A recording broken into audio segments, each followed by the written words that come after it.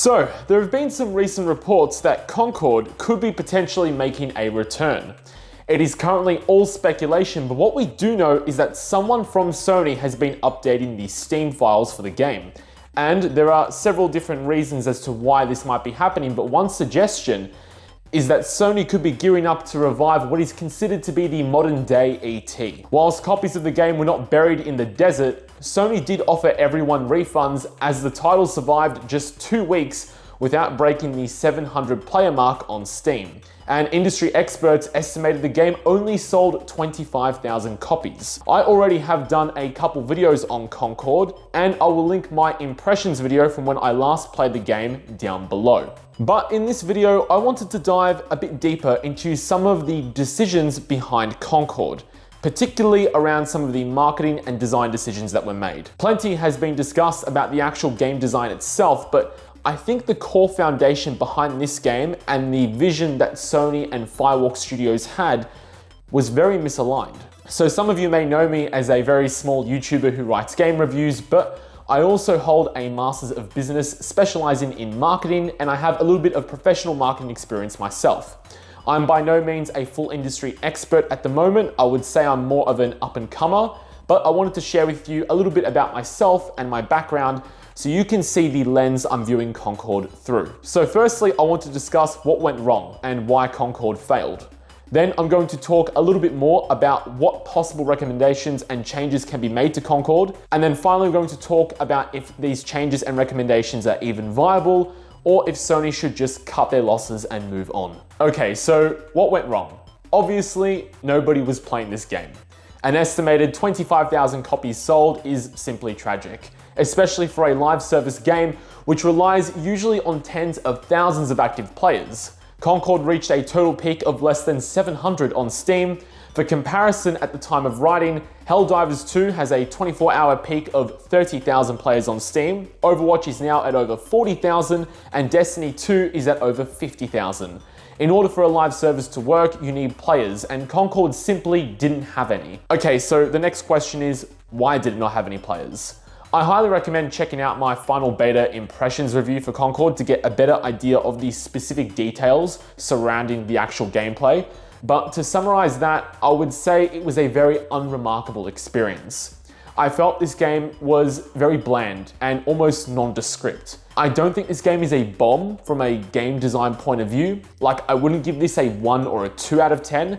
It's just that it's a very generic game, which just follows the footsteps of other games that have come before it. Plus, that $40 price tag is another barrier to stop people from playing your game, especially when those games that Concord is trying to mimic, such as Overwatch and Destiny, are free to play. So we've established that the product that was being pitched wasn't super strong. But now let's look at how that product was being pitched. On the 31st of May 2024, PlayStation released the Concord gameplay trailer.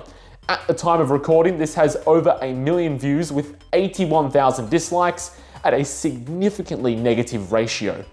Let's just quickly look at some of the comments from that video. Battleborn walked so Concord could stumble aimlessly off a cliff. Concord looks like one of those fake games that are played in the background of a movie or a TV show. I'm getting "how do you do, fellow kids" vibes from this trailer. What if we made Overwatch, but made the character designs much less interesting? When you buy Overwatch on Wish? When you ask ChatGPT how to make a shooter game? I really thought we left this era of gaming behind. This isn't even Overwatch at home, it's entirely homeless. So clearly this trailer was received very negatively, and also I should note all those comments were taken from 4 months ago, which is well before when the game launched. This was the first real look we got of Concord. Yes, a year before that, they did do a teaser trailer, but it told us very little. And on the same day as the gameplay trailer, we got to see a cinematic trailer, but this heavily criticized gameplay trailer was the first real look at Concord. So now I'm going to give you some insight into how my writing and review process works. Whenever I play a game or watch a film, or in this case a trailer, the first thing I ask myself is, what is the intended takeaway from that experience? What is it that the designers or filmmakers or marketers wanted me to latch onto and reflect on after watching that piece of media? Once I establish what the intention was, I then ask myself if it was successful in achieving that goal.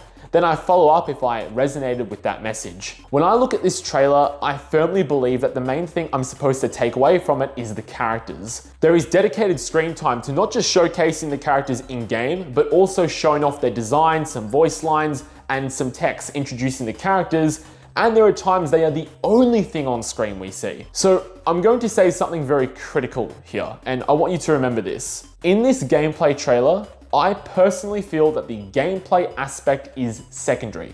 I feel the primary showcase here is the characters. Please remember that because we'll come back to that idea. In fact, I would argue that this, tied with that cinematic trailer, further expresses to me and exemplifies that there is a big focus on the characters. Anyway, I think this trailer is successful in making the characters stand out to me. The first thing that comes to mind when I think of Concord is the characters. Now the crucial part, did that message resonate with me?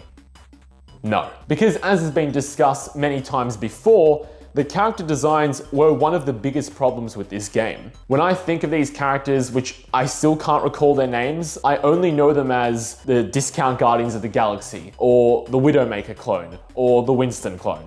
So the primary takeaway thing for me from this trailer is something that is just a discount version of a better product. You can't have your flagship and most memorable thing be about your product, oh, it's like my competitors but worse. This does not set your product or service to be successful. Now, one big thing people like talking about when it comes to Concord is that it was a very woke game and that it was trying to appeal to be as diverse and inclusive as possible.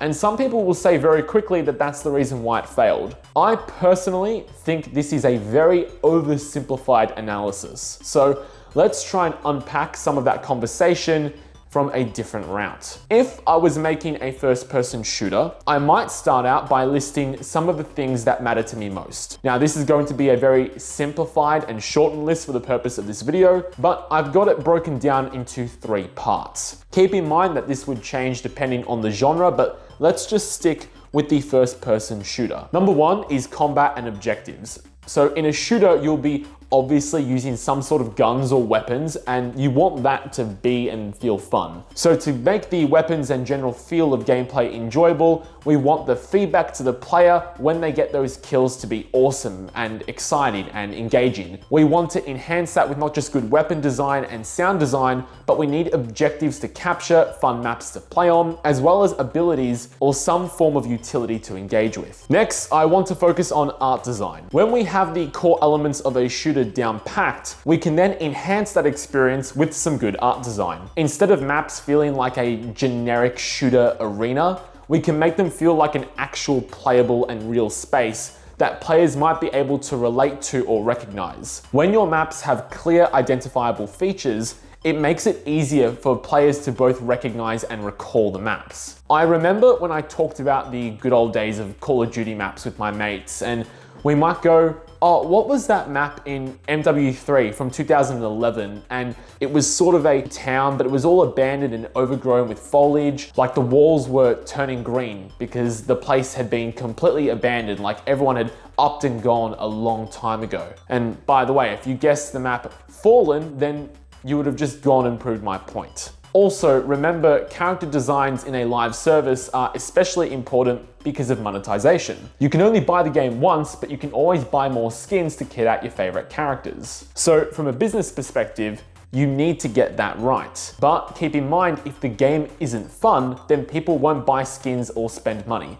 So you still need to make a good game. Hence why this is point 2 on my list and not point 1. Now finally, at the bottom of the list for an FPS, I would have lore and backstory, because this is something that only the really passionate players will care about, and 90% of them just look it over. If you want to expand your world and characters, then you can create that lore and backstory so people have some more context as to why they are fighting. Why are they taking part in this story? Take Doom, for example. I am well aware that there is a story in Doom, and there is also plenty of lore which you can read and explore. But you know why I am looking forward to the new Doom game? Not because of the lore and the backstory, but because it's another chance for me to kill endless hordes of demons with a variety of interesting and unique weapons.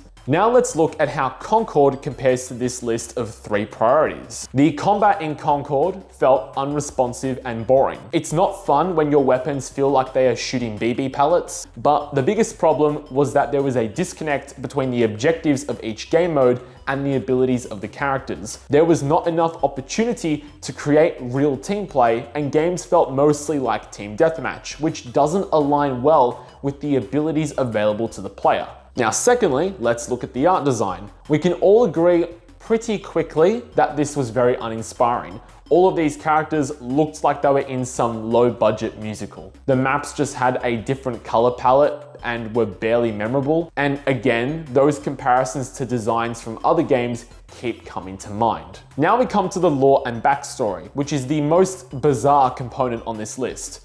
There was a lot of effort to tell a story here. We were getting stories about relationships between the characters, an intro cutscene, which the only reason I didn't skip was because I needed footage of it for my gameplay impressions video, and promises of updated lore throughout the cycle of the game. Now, we didn't get to see much of that because the game died in just 2 weeks, but I don't understand why there was so much effort here. There are plenty of other games where they put in this sort of work into their characters, and dare I say there are plenty of games with diverse characters and interesting backgrounds, but it's not inherently going woke being the failure in my opinion. Overwatch characters, Tracer and Soldier 76 are both part of the LGBT community. Bloodhound from Apex Legends is non-binary. All these characters I actually enjoyed playing in those games. But, and I want to make this very clear, it's because when I play a shooter, I'm not going in there concerning myself with the sexuality of a character. I like playing Tracer and Soldier 76 and Bloodhound because they all had fun abilities, fun character designs, and along with that, they had some cool voice lines as well. I enjoyed the relationship between those characters and the game. I'm not primarily invested in the actual relationships of those characters. Now, when you look at a single player game, then maybe that's more relevant. For instance, I think the Last of Us Left Behind DLC is a really great example of this, but when I'm playing a PvP first-person shooter, my primary focus is on those other elements I discussed. So ultimately, for me, I think there was a catastrophic misunderstanding when it comes to what needs to be prioritized when making a game. I think it was ultimately the biggest failing. And like I said earlier, when you compare it to the multitude of other offerings out there, they really didn't have a prayer. I feel like the target audience for this game was someone who is very invested in the story of a PvP hero shooter. And I just don't think that there are enough players in that market where the story is their primary focus. I really do think most players in this market will look at those other aspects that I discussed in that list. Now, the next question is, can you make enough changes to bring Concord back? Well, the first thing you need to do is make it free to play. Because I think regardless of any change you make, people have such a negative perception of this game and its brand, so people will be very unwilling to spend any money on it whatsoever. But keep in mind that when it was free in beta, the Steam charts show it was at a peak count of less than 2,500 players. So going free to play is not going to be enough. I would also stop worrying about the lore of this game and stop trying to develop the story, because the truth is that it's a waste of resources. You instead will need to direct all of that energy and resources to making better maps, better game modes, maybe revamp some of those characters. The biggest issue from a gameplay point of view was a disconnect between the modes and the abilities. So that needs to be addressed immediately. But now we come to the key question every marketer or designer has to ask when they are done doing the brainstorm we've done today. And that is this viable? Is it an actionable plan? Now, in my personal opinion, I would say no. So there were some reports stating that this game cost $400 million to make. Other reports suggested that the number was closer to $100 million, and it was also said to have been in development for 8 years. So developing this game already has taken up a lot of time and a lot of money. And in order to bring the game back, you're going to need more time and more money. This game needs a complete foundational rework and overhaul, so much to the point that honestly, you need to basically make a whole new game. And keep in mind that because of how badly this game is perceived, even if you turn it around and make it the greatest game of all time, it is still going to have that huge uphill battle because so many people perceive this game in such a negative way. So you're gonna need to spend more money on marketing to change the brand perception of Concord, and that's gonna take more time as well. Honestly, I personally think that the best course of action for Sony is to just bin this game and start fresh with a new project. I know that they've got plenty of assets which are already designed and probably content in the works, but I just think further investment in this direction sounds financially risky. It's like starting a 100-meter race, but 200 meters away from the finish line. It is going to take so much more time and money and resources and effort that you are probably best to just cut your losses and try to run a different race altogether. Look, those are my thoughts in response to the recent news that Concord is getting updates. But I am just one person with one opinion, so I'd love to hear what you guys think down below in the comments section. Why do you think Concord failed? What was it you didn't like about this game? And does my video with this sort of marketing perspective give you any interesting insight that you didn't have before? Please, I'd love to hear your thoughts and feedback down below. Also, if you want to see more of these marketing analysis kinds of videos, please let me know because I had a lot of fun writing this. So I'd be keen to do some more. If you did enjoy this video, please don't forget to leave a like and also subscribe so you don't miss any of my upcoming videos. Thank you so much for watching. Lancy out.